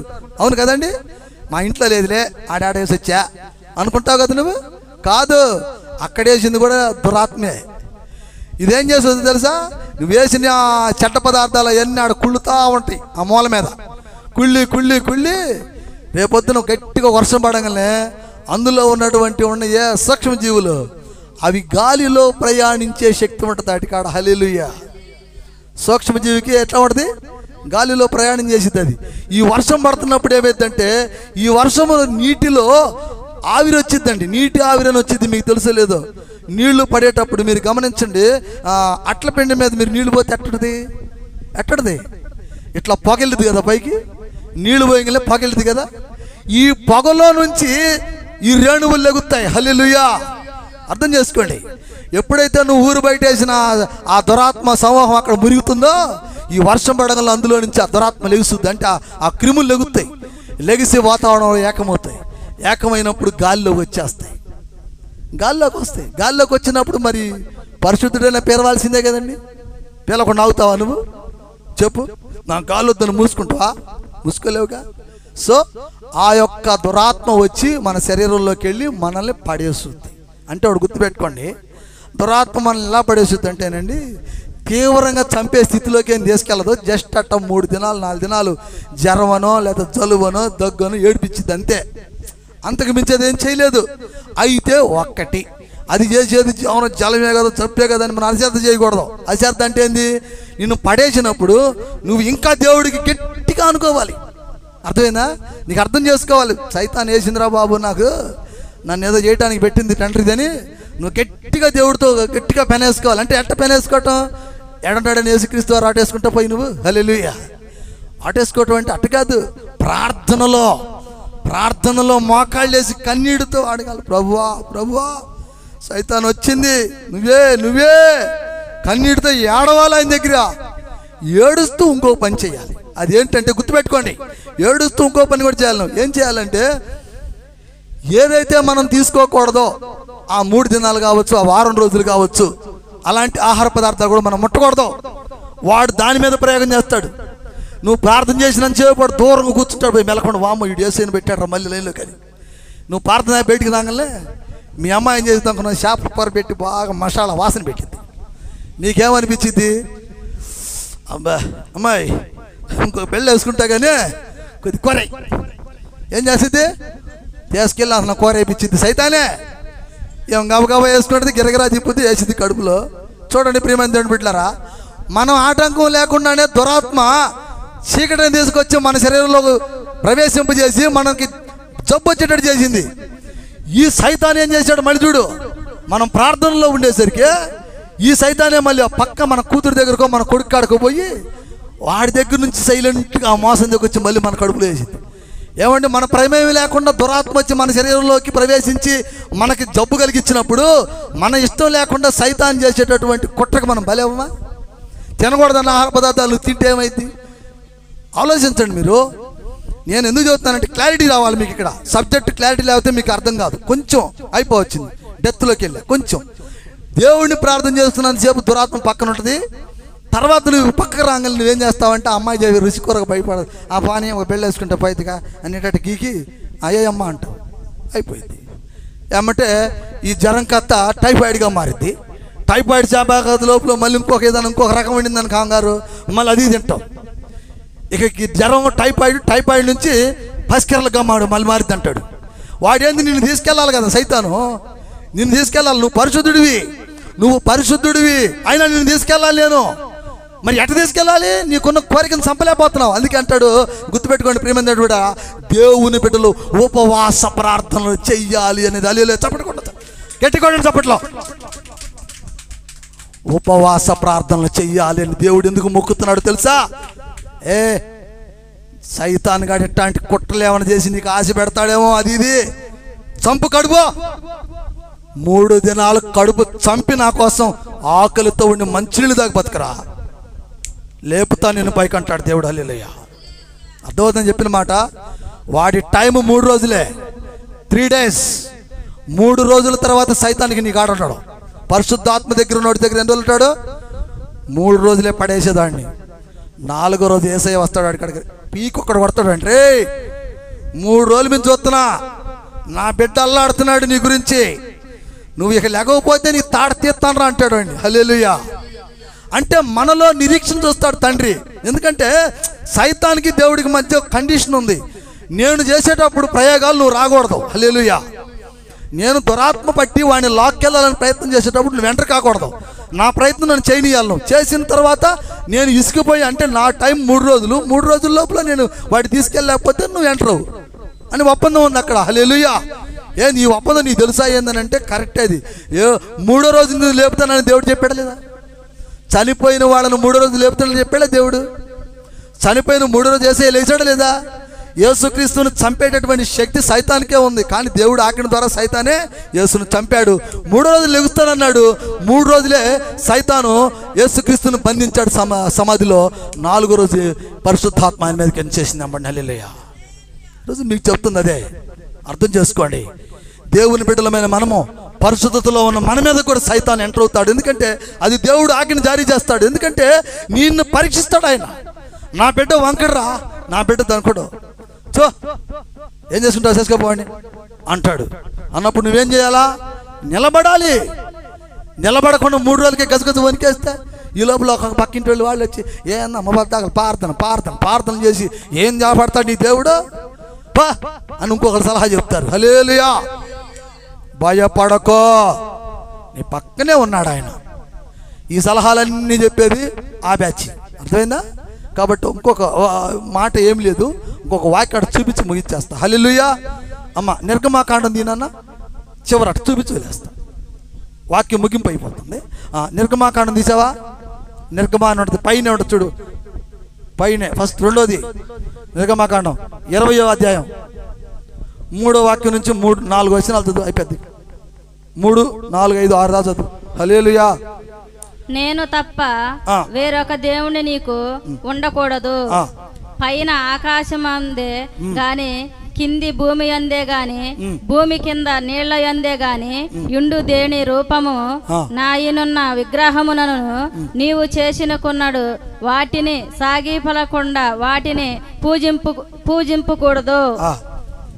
ఎలాగనగా నీ దేవుడైన యెహోవాను నేను యెరూషలేము గల దేవుడును నన్ను ద్వేషించు వారి విషయములలో 3-4 తరముల వరకు తండ్రుల దోషములను కుమారుడి మీదకి రప్పించును. నన్ను ప్రేమించి నా ఆజ్ఞలను గైగొను వారిని 1000 తరముల వరకు కరుణించు వాడనై ఉన్నాను. హల్లెలూయా. హల్లెలూయా. వాక్యం అర్థమైంది మీకు? ఇప్పుడు ఏం చెప్పాను? దేవుని యందు విశ్వాసం కలిగి ఉంటేనే రక్షణ అన్నీ ఉంటాయి. సరే, రక్షణలో ఉన్నా కూడా మధ్య మధ్యలో దురాత్మలు పడుతున్నాయి, వాటికి ఎక్స్ప్లెయిన్ చేశా. పరిశుద్ధతలో ఉండే మాలాంటి వాళ్ళకి కూడా జరిగిద్ది. దానికి కూడా ఎలా ఎదుర్కోవాలో వాక్యం వచ్చింది. కాబట్టి వాక్యం బాగా విన్నారు కాబట్టి జాగ్రత్తగా బ్రతకండి భూమి మీద. ఈ రోజున మీకు చాలా ఉదాహరణలు చెప్పా, చాలా మంచి మాటలు చెప్పా. కాబట్టి ఈ వాక్యాలన్నీ హృదయాల్లో పెట్టుకొని మనం ఎలా బ్రతకాలా, మనం బ్రతుకుతూ నలుగురిని ఎలా బ్రతికించాలా అనేటటువంటి ఒక మంచి సందేశాన్ని మీరు తెలుసుకున్నారు. ఆ దురాత్మలు పట్టకుండా మనం ఎలాగుండాలో తెలుసుకున్నారు. దురాత్మలు పట్టినప్పుడు మనం ఎలాంటి నిర్ణయాల మీద దేవుడితో ఆనుకోవాలో మనం నేర్చుకోవాలి. కాబట్టి అలాంటి అన్నీ కూడా మీ హృదయాల్లో భద్రపరుచుకుంటారని, మీరు జీవిస్తారని నేను కోరుకుంటున్నా. ఈరోజు మరి గమనించండి, మన దేశం ఎంత భయపడతా ఉంది. ఇప్పుడు పాకిస్తాన్కి మనకు మధ్య యుద్ధం జరగబోతా ఉంది, ప్రకటన మళ్ళీ వచ్చిందంట. రాత్రి వాళ్ళేమో ఒప్పందంలో మరి ట్రంప్ గారు వీళ్ళందరూ వచ్చినప్పుడు ఒప్పుకున్నాడంట. మళ్ళీ ఇప్పుడు తెల్లారిపాటికల్లా మనోడు రూల్స్ మార్చేసి, బాయ్ నాకు అవసరం లేదు, నేను యుద్ధం ప్రకటిస్తున్నా, నేను ఇండియాని ఓడిస్తాను, మా వాళ్ళు చచ్చిపోవడానికి ప్రతీకారం తీర్చుకుంటాను అని చెప్పేసి ఈ రోజున మళ్ళీ పాకిస్తాన్ మన మీదకి యుద్ధాన్ని ప్రకటించినట్లుగా పొద్దుటి నుంచి వార్తలు వస్తూ ఉన్నాయి. ప్రియమైన దేవుని బిడ్డలారా, మీరు గుర్తుపెట్టుకోండి, ఎన్ని యుద్ధాలు వచ్చినా ఎన్ని వచ్చినా సరే దేవుని నమ్ముకున్న మనమైతే ఏం చేయాలంటే, నేను నిజం చెప్తున్నా, ఒకవేళ అక్కడ నుంచి మన దాకా కబురు వచ్చి మనం యుద్ధంలో పాల్గొనాల్సి వస్తే వెళ్దాం, నేను కాదంటలా. కానీ అప్పటి వరకు మనం ఏం చేయాలంటే, మన దేశమే కాదు, ఇతర దేశాలే కాదు, అన్ని దేశాల్లో ఉన్నటువంటి ప్రజలందరూ కూడా ఏం చేయాలంటే, ఇదిగో ఎవరైతే దురాత్మల చేత బందీపడి రాజ్యాధికారాల కోసం కుట్రలతో కుతంత్రాలతోటి యుద్ధాన్ని ప్రకటిస్తున్నారో అలాంటి దురాత్మ సమూహాలను సర్వనాశనం చేయాలని మన ప్రార్థనలు, మన ఆరాధనలు కూడా గొప్పగా చేస్తూ మనందరం కూడా ఎవరైతే మరి మన కోసం ఆ బోర్డర్లలో ఆంధ్ర కావచ్చు, అమెరికా కావచ్చు, ఇతర దేశాల్లో వాళ్ళు ఎవరైతే మన కోసం మరి ఫైట్ చేయడానికి సిద్ధపడుతున్న దేశాలు ఉన్నాయో ఆ దేశాల కోసం, మన దేశం కోసం, అన్ని దేశాల కోసం మనందరం కూడా గట్టిగా ప్రార్థనలు చేసి ఆ దురాత్మ సమూహాన్ని నిర్మూలించాలని ఈరోజు మన ప్రార్థన కూడా బలంగా చేద్దాం. హల్లెలూయా. ఓకే ఓకే హల్లెలూయా. యెహోవా నీ నామము ఎంతో బలమైనది, ఎంతో బలమైనది. యెహోవా నీ నామము ఎంతో బలమైనది,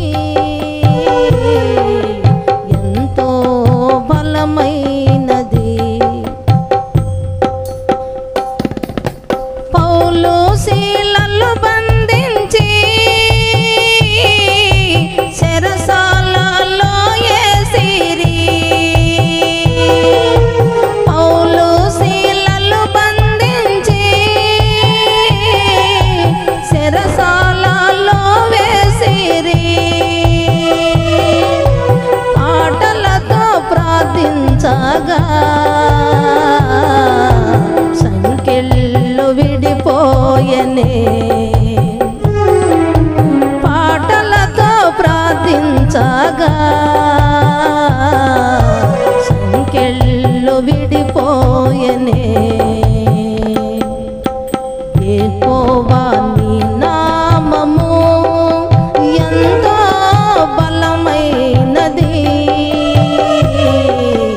ఎంతో బలమైనది. మానవుల రక్షణ కొరకై నీ ప్రియ కుమారుని, మానవుల రక్షణ కొరకై నీ ప్రియ కుమారుని లోకమునకు పంపగా ప్రకటించే నీ వాక్యము. లోకమునకు పంపగా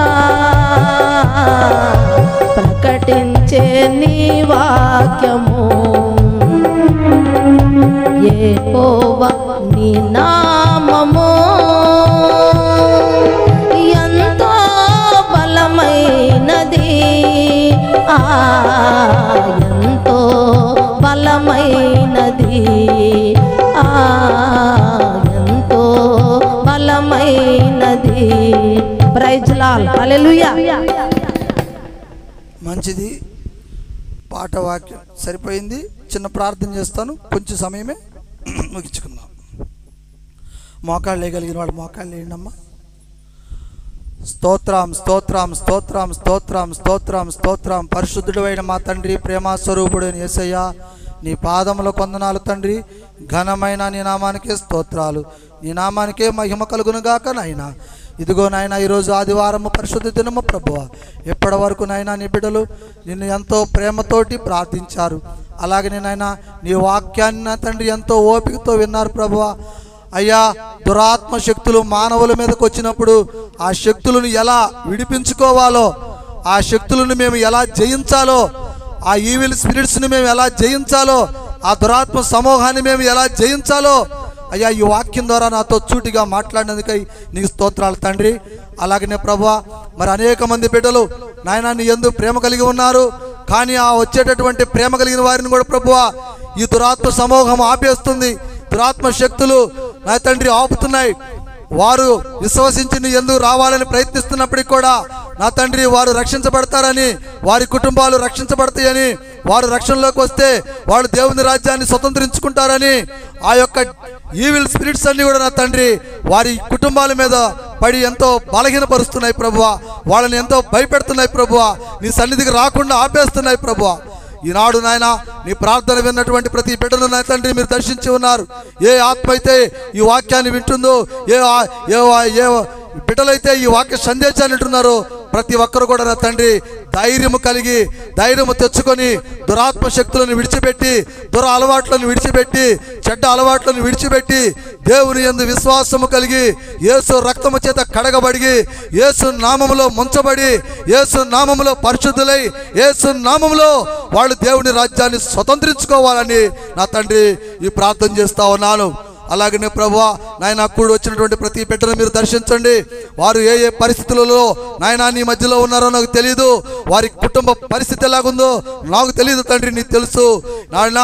మీరు దర్శించండి, మీరు దర్శిస్తేనే ఏదైనా కార్యం జరుగుతుంది కనుక వారి ప్రతి కుటుంబాన్ని మీరు దర్శించండి, వారి యొక్క ప్రతి అవసరతను మీరు తీర్చిన ఆయన యెహోవా దేవుడు యేసు క్రీస్తు వారు నాకు తోడు ఉన్నాడని చెప్పేసి వాళ్ళు సగర్వంగా నీ మందిరానికి ధైర్యంగా రావడానికి సహకరించమని ప్రార్థిస్తా ఉన్నాను. అలాగనే తండ్రి ఇదిగో నాయన మా దేశంలో గురించి కూడా ప్రార్థిస్తున్నాను, మా దేశం గురించి ప్రార్థిస్తున్నాను నాయన.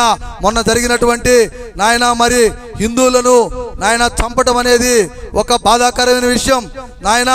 ఇది కేవలం హిందువుల మీద ఉన్నటువంటి శత్రుత్వమే కాదు, భారతదేశం మీద ఉన్నటువంటి ఒక బలమైనటువంటిది. ఒక భారతదేశమే కాదు తండ్రి, దేశాలను కూడా కొల్లగొట్టాలి, నేనే రాజ్యాన్ని జయించాలి, నేనే రాజ్యాధిపతిని చేయాలని పుట్రలతోటి నా ప్రభువా ఇలాంటి అరాచకాలు జరుగుతూ ఉన్నాయి. ఇది కేవలం హిందువులని టార్గెట్ చేశారు. కారణం ఏంటంటే ప్రభువా మన భారతదేశంలో ఈనాడు నా తండ్రి హిందువులు, క్రిస్టియన్స్, ముస్లిమ్స్ అందరూ కూడా సమానమైనటువంటి జీవన విధానాన్ని గడుపుకుంటూ వారిలో ఎలాంటి భేదభావాలు లేకుండా చక్కగా వారి కార్యాలు కొనసాగిస్తూ ఉన్నారు. కానీ కొద్ది కాలంలో హిందువుల మధ్యలో నుంచి నా తండ్రి దురాత్మ శక్తుల ద్వారా నా తండ్రి అనేక పోరాటాలు, వాళ్ళలో ఈళ్ళల్లో యుద్ధాలు, వైర్యాలు జరుగుతున్నాయి. దీని మూలన మనం గమనిస్తే మన మణిపూర్లో జరిగినటువంటి నా తండ్రి ఎంతో ఘోరమైన పరిస్థితి, క్రైస్తవుల మీద దాడి జరిగి క్రైస్తవులు ఎంతో ఇబ్బంది పెట్టారు. ప్రభువా ఇదంతా కూడా దురాత్మల సమూహం నాయన. దురాత్ముడు ఒకళ్ళ మధ్య ఒకళ్ళు తగులు పెట్టి ఒక మతానికి చిచ్చులు పెట్టి కోపాలు పెట్టి నాయన దేశంలోకి నా తండ్రి యుద్ధాలు రప్పించి జనం నాశనం అయిపోయి సర్వనాశనం అయిపోవాలనేదే అతని యొక్క సందేశం అని మీకు తెలుసు తండ్రి. అలాంటి వలయాలలో నా తండ్రి కొంతమంది బిడ్డలు చిక్కుకొని మతాల పేరుతోటి వాటితోటి నా తండ్రి మారణ హోమాలు సృష్టించుకుంటూ నా తండ్రి అమాయకులైనటువంటి ప్రజలు నశించిపోతా ఉన్నారు. అయ్యా ఇలాంటి మారణ హోమాలు జరగకుండా, అమాయకుల బిడ్డలు నశించిపోకుండా నాయన నీవు ఎవరైతే మరి ఆ దురాత్మ శక్తులు బట్టి చెడ్డతనంతో చేయాలనుకుంటున్నారో, చెడు పనులు చేయాలనుకుంటున్నారో, చెడ్డ జీవితాన్ని అనుభవించాలనుకుంటున్నారో నాయన నువ్వు తెలుసు నాయన, వాళ్ళని మాత్రమే మీరు నిర్మూలించండి. ఇదిగో పరిశుద్ధులను నిర్మించొద్దు, అమాయకులను నిర్మూలించొద్దు, అభాగ్యులను నిర్మూలించొద్దు, నిరుపేదల వైపు రాకుండా తండ్రి మీరు కాపాడండి. ఇదిగో నాయన ఆ జమ్మూ కాశ్మీర్ ప్రాంతాల్లో నాయన, ఢిల్లీ ప్రాంతాల్లో నాయన, ఆ ప్రాంతాల్లో ఉన్న హిమాచల్ ప్రాంతాల్లో, బీహార్ ప్రాంతాల్లో ఉన్న ప్రజలు ఎంతో బాధలో ఉన్నారు. ఇదిగో అమాయకులు ఉన్నారు, అజ్ఞానులు ఉన్నారు. ప్రభువా వాళ్ళందరినీ మీరు దర్శించండి, వాళ్ళ మీద ఎటువంటి ఇబ్బందులు లేకుండా చేయండి. ఎవరైతే దురాత్మ శక్తులై నా తండ్రి భారతదేశాన్ని ఇబ్బంది పెడుతున్నారో వాళ్ళను తిప్పికొట్టండి ప్రభువా. మీ యొక్క పరిశుద్ధాత్మను వాళ్ళ మీద కుమ్మరించండి ప్రభువా. సైనికులకి మీ బలాన్ని ఇవ్వండి ప్రభువా. ఇతర దేశాల వాళ్ళకి సహకారాన్ని ఇవ్వండి ప్రభువా. ఏ దురాత్మ అయితే నా తండ్రి విజృంభించాలనుకుంటుందో ఆ దురాత్మ శక్తులను నాయన మీరు వెళ్ళగొట్టండి, తరిమి కొట్టండి. పరిశుద్ధాత్మ శక్తితోటి వాడిని దూరం చేయండి ప్రభువా. ఇదిగో ప్రార్థిస్తున్నావు నాయన, మరి కన్నీటి ప్రార్థన ఆలకించండి ప్రభువా. దురాత్మలను విడిచిపెట్టు, దురాత్మలను ప్రాణగాలను నాయన, దురాత్మలను ప్రాణగాలను తండ్రి నీకే వందనాలు స్తోత్రాలు చెల్లిస్తా ఉన్నాడు. ఇదిగో నాయన ఆ యొక్క ఏ దేశాల వాళ్ళు, అమెరికా కావచ్చు, చైనా కావచ్చు ప్రభా, మరి ఏ దేశాల వాళ్ళు యుద్ధానికి సిద్ధపడుతున్నారో మాకు తెలియదు తండ్రి. ఎవరిలో అయితే దురాత్మ ఉన్నదో వాళ్ళని నిర్మూలన చేయండి. పరిశుద్ధులను లేవనెత్తండి ప్రభువా, పరిశుద్ధులను లేవనెత్తండి ప్రభువా. మేము ప్రార్థిస్తున్నాం తండ్రి, మేము ప్రార్థన చేస్తున్నాం ప్రభా. ముఖ్యంగా మా భారతదేశంలో ఉన్నటువంటి జమ్మూ కాశ్మీరు, హిమాచల్ ప్రదేశ్, ఢిల్లీ అలాంటి ప్రాంతాల్లో కూడా ప్రభువా ఎలాంటి అరాచకాలు లేకుండా, ఆ ప్రాంతాల్లో కూడా ఎలాంటి విషయాలు ప్రాణ నష్టం జరగకుండా ప్రభువా నువ్వు కాపాడమని ప్రార్థన చేస్తున్నాను నాయన.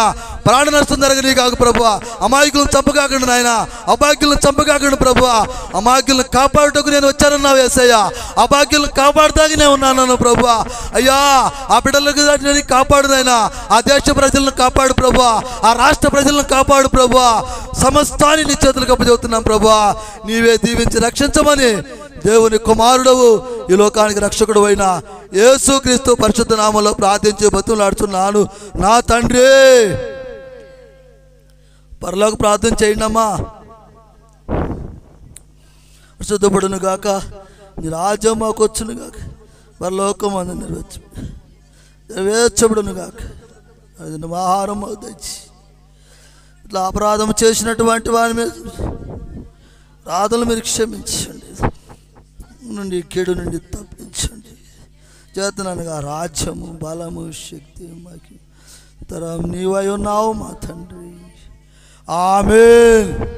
తండ్రి అయిన దేవుని ప్రేమ, కుమారుడైన యేసుక్రీస్తు వారి కృప, పరిశుద్ధాత్మ అన్యోన్య సవాసము కూడి వచ్చిన మనందరికీ, అలానే గ్రామంలో ఉన్న ప్రతి కుటుంబానికి, అలానే ఈ శబ్ద యంత్రం ద్వారా వింటున్నటువంటి ప్రతి బిడ్డకును, అలానే లైవ్ ద్వారా చూస్తున్నటువంటి ప్రతి ఒక్కరికి కూడా సదాకాలం తోడై ఉండి నిత్యంతం పరలోకం వరకు నడిపించునుగాక. ఆమేన్. ప్రభు యేసు రక్తమే జయం, ప్రభు శిలువ రక్తమే జయం. యేసు క్రీస్తు నామమునందు మనందరికీ నిత్య జీవము కలుగునుగాక. ఆమేన్. అందరికీ ప్రభు యేసుక్రీస్తు నామములో వందనాలు తెలియజేస్తూ ఈ ఆరాధన కార్యక్రమాన్ని ఇంతటితో ముగిస్తా ఉన్నాను. హల్లెలూయా.